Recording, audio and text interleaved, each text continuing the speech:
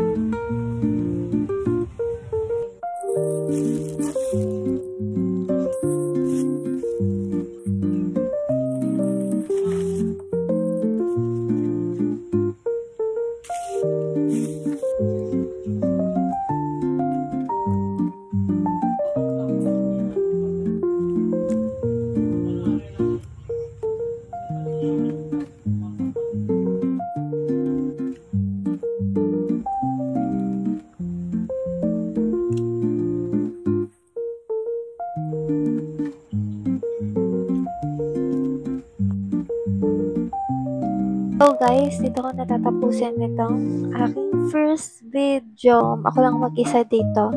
To be honest, dalawa lang kami sa whole accommodation at nakausap ko siya kanina. Doon siya nag-stay sa may aircon. Ako dito ako sa may fan. Kasi mas mura guys. Nasa 500 pesos lang one night niya. Hindi na ako mag-ikot-ikot ngayong gabi kasi bukod sa sarado na or sarado pa pala tuwing Tuesday, yung mga gusto kong kainan ay, hindi rin okay yung pakiramdam ko. So, parang hindi rin okay na tumambay ako sa tabi ng beach ngayon. Siguro bukas, ako magsusulit. Uminom muna akong gamot ngayon, nagpahinga, kasi para ma-enjoy natin yung ating bakasyon. At hindi siya mauwi sa may sakit lang. So, ngayon, ramdam ko kasi na hindi talaga ako makagala. Kasi, gusto ko lang mahiga. And, dahil na din siguro to sa pagod sa biyahe din, puyat din.